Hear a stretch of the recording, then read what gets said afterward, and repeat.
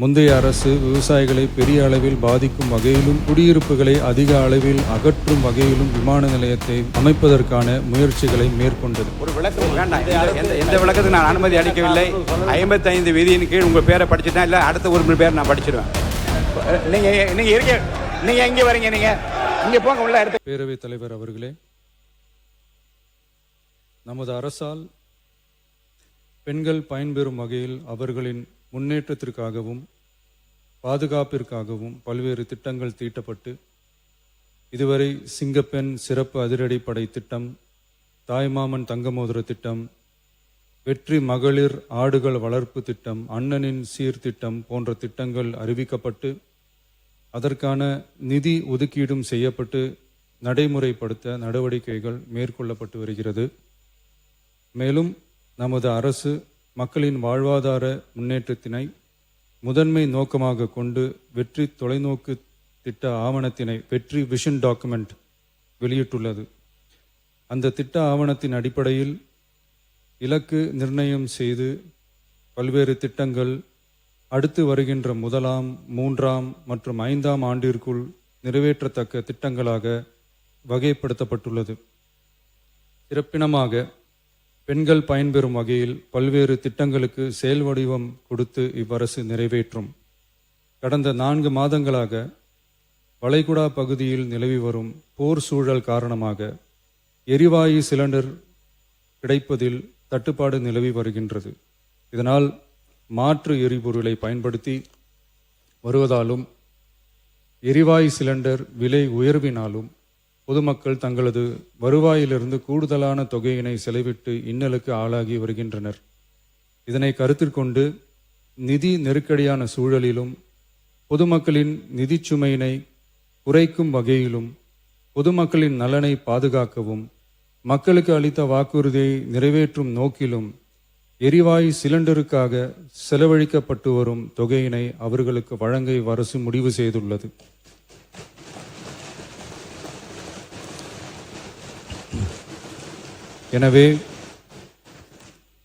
எனவே குடும்பத் தலைவிகள் பயன்பெறும் வகையில் முதல் கட்டமாக அன்னபூர்ணி சூப்பர் 6 திட்டத்தில் ஆண்டிற்கு 3 விலையில்லா எரிவாயு சிலிண்டர்கள் வழங்கப்படும்.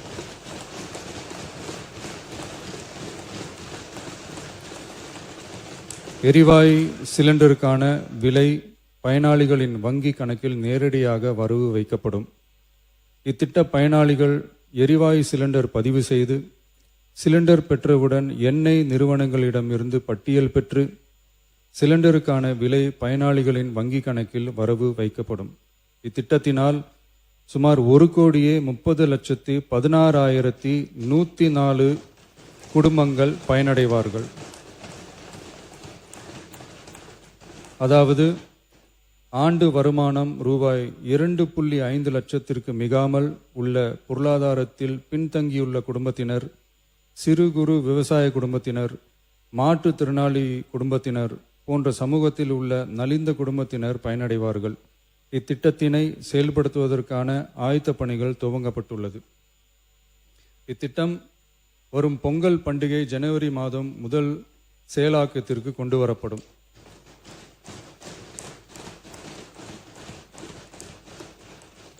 இத்திட்டத்திற்காக ஆண்டுதோறும் தோராயமாக 4000 கோடி ரூபாய் ஒதுக்கீடு செய்யப்படும் என்பதை மாண்புமிகு பேரவைத் தலைவர் வாயிலாக இந்த அவைக்கு தெரிவித்துக் கொள்ள விரும்புகிறேன்.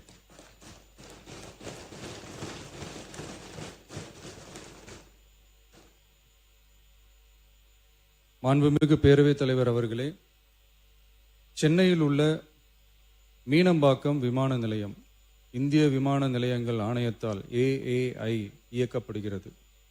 தற்போது இந்த விமான நிலையம் ஆண்டுக்கு 30 மில்லியன் பயணிகளை கையாளும் திறன் கொண்டதாக உள்ளது. வளர்ந்து வரும் சென்னை மாநகரத்தின் தேவைகளை கருத்தில் கொண்டும் பயணிகளின் வசதிகளை கருத்தில் கொண்டும் தொழில் வளர்ச்சியினை கருத்தில் கொண்டும் சரக்கு போக்குவரத்தை அதிகரிக்கும் வகையிலும் புதிய விமான நிலையம் அமைப்பதற்கான தேவை ஏற்பட்டு உள்ளது.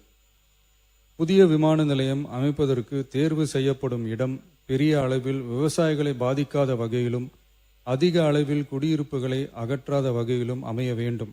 ஆனால் முந்தைய அரசு விவசாயிகளை பெரிய அளவில் பாதிக்கும் வகையிலும் குடியிருப்புகளை அதிக அளவில் அகற்றும் வகையிலும் விமான நிலையத்தை அமைப்பதற்கான முயற்சிகளை மேற்கொண்டது.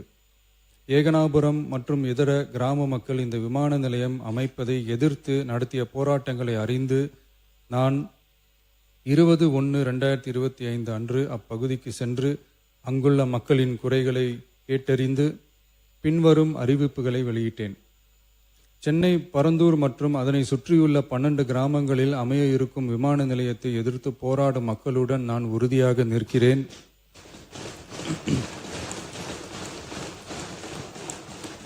நீண்ட நாட்களுக்கு மேலாக இந்த திட்டத்திற்கு எதிராக போராடி வரும் விவசாயிகளுக்கு எனது ஆதரவை தெரிவித்துக் கொள்கிறேன். விவசாயிகளே நாட்டின் முதுகெலும்பு. இந்த விவசாய நிலங்களை பாதுகாக்க இந்த மக்கள் போராடி வருகிறார்கள்.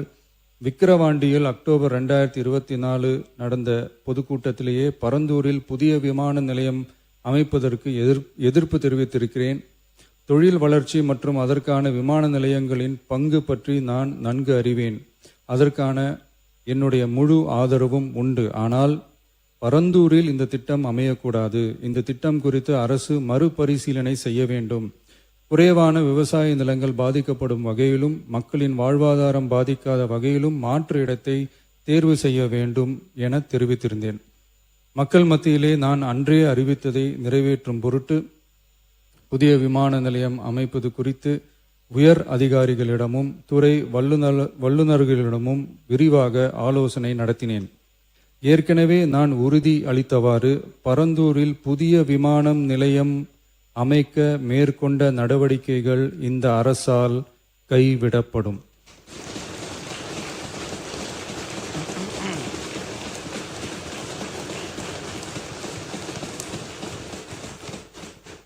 துறை சார்ந்த வல்லுநர்கள் மற்றும் கல்வியாளர்கள் ஆகியோர்களிடம் கலந்தாலோசித்து விவசாய நிலங்கள் மற்றும் குடியிருப்புகளுக்கு பெரிய அளவில் பாதிப்பு ஏற்படாதவாறு புதிய விமான நிலையம் அமைப்பதற்கான பொருத்தமான சில மாற்று இடங்கள் தேர்வு செய்யப்பட்டுள்ளன.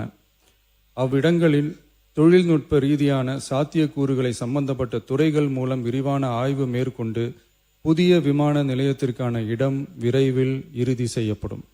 இதற்கிடையில் சென்னை மீனம்பாக்கம் விமான நிலையத்தை மேலும் விரிவாக்கம் செய்து அதன் வடமேற்கு பகுதியில் ஆண்டுக்கு கூடுதலாக 20 மில்லியன் பயணிகளை கையாளக்கூடிய டெர்மினல் 5 என்ற புதிய பயணிகள் முனையம் அமைக்க ஏர்போர்ட்ஸ் அத்தாரிட்டி ஆஃப் இந்தியாவுடன் இணைந்து அணுகுசாலை மற்றும் மேம்பாலம் அமைப்பதற்கான நடவடிக்கைகள் மேற்கொள்ளப்படும்.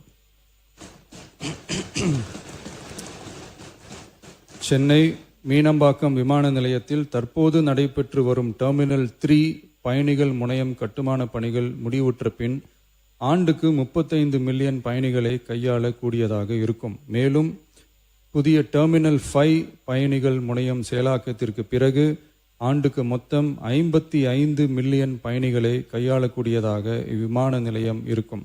இதன் மூலம் சென்னை விமான நிலையத்தின் சேவைகள் மேம்படுத்தப்படுவதோடு பயணிகளின் போக்குவரத்து தேவை புதிய விமான நிலையம் அமைக்கப்படும் வரை பூர்த்தி செய்யப்படும்.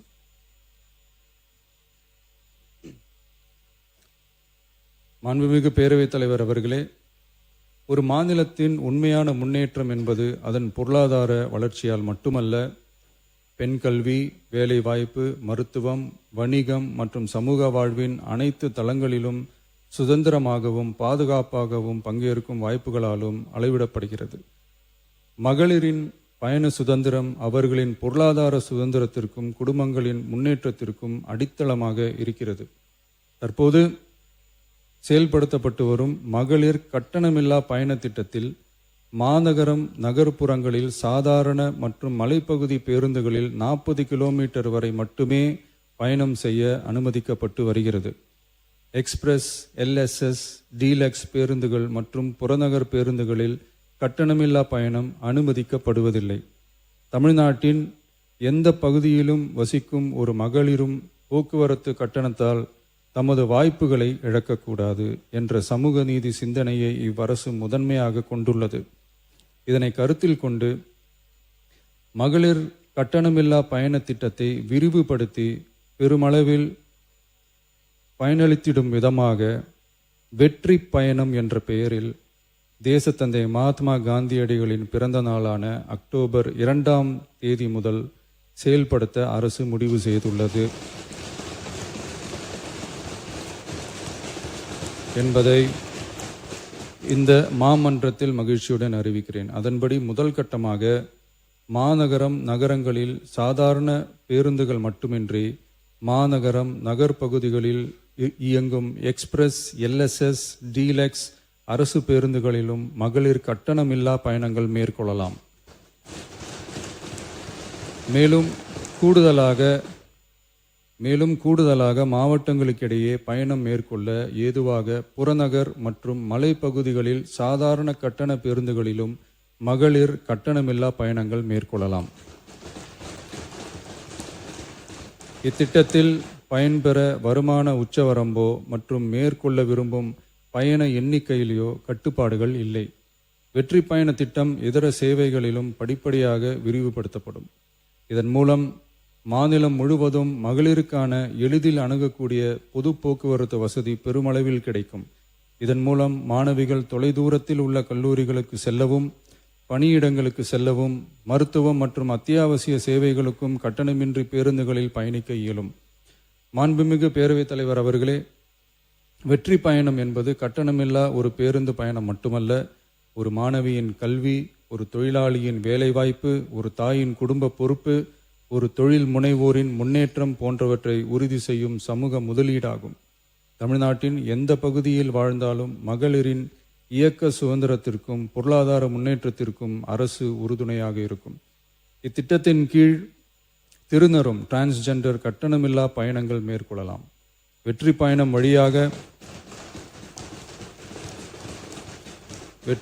வழியாக மகளிரின் வாய்ப்புகள் விரிவடைந்து குடும்பங்கள் முன்னேறி சமூக நீதியும் சமத்துவமும் நிலை பெற்று வளமான வெற்றி தமிழ்நாட்டை உருவாக்கும் நமது பயணம் மேலும் வலுப்பெறும் என்பதை தெரிவித்துக் கொள்கிறேன். இத்திட்டத்தை செயல்படுத்துவதன் மூலம் ஆண்டுதோறும் தோராயமாக 6000 கோடி ரூபாய் செலவினம் ஏற்படும். நன்றி, வணக்கம்.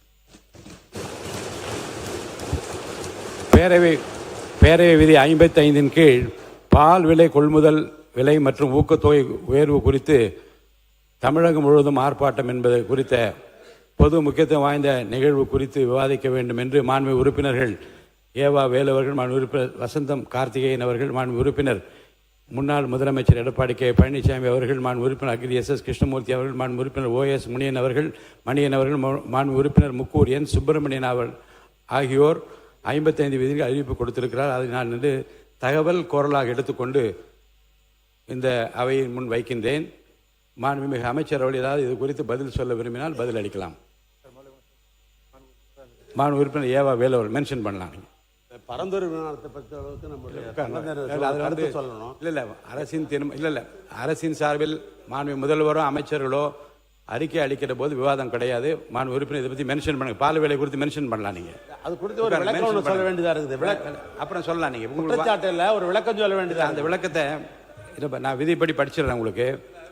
பொது முக்கியத்துவம் வாய்ந்த ஒரு பொருளை பற்றி அமைச்சர் பேரவைத் தலைவர் இசைவுடன் அறிக்கை ஒன்றை அளிக்கலாம். அறிக்கையின் மீது அப்போது எவ்வித விவாதமும் இருத்தல் கூடாது. அந்த விதிப்படி இப்போ அனுமதி இல்லை. அப்போ நீங்கள் இல்லை மானிய கோரிக்கை பேசுகிற போது நீங்கள் இடையில அதை சொல்லலாம். மானிய கோரிக்கை பேசுகிற போது நீங்கள் சொல்லலாம். உட்கார நீங்கள் பேசுங்க. 55 விதியின் கீழ் கவன ஈர்ப்புக்கு நான் உங்கள் பேரை படிச்சுட்டேன். நீங்கள் விருப்பப்பட்டால் நீங்கள் பேசலாம், இல்லை விட்டால் அடுத்த உறுப்பினர் அழைத்து விடுவேன். கவன ஈர்ப்பு பற்றி குற்றச்சாட்டு இல்லை, ஒரு விளக்கம் வேண்டாம். எந்த விளக்கத்துக்கு நான் அனுமதி அளிக்கவில்லை. 55 விதியின் கீழ் உங்கள் பேரை படிச்சுட்டேன், இல்லை அடுத்த உறுப்பினர் பேரை நான் படிச்சிடுவேன். சொல்லலாம், மென்ஷன் பண்ணலாம். விதிப்படி உங்களை அழைத்திருக்கிறேன். பால் விலை உயர்வு குறித்து படிக்கிறதா நீங்க படிக்கலாம். இந்த வீடியோ உங்களுக்கு பிடிச்சிருந்தா மறக்காம லைக் பண்ணுங்க, ஷேர் பண்ணுங்க. இதே மாதிரி தொடர்ந்து நிறைய இன்ட்ரெஸ்டிங்கான வீடியோஸ் பார்க்க வீட் டாக்கிஸ் சேனலை சப்ஸ்கிரைப் பண்ணுங்க.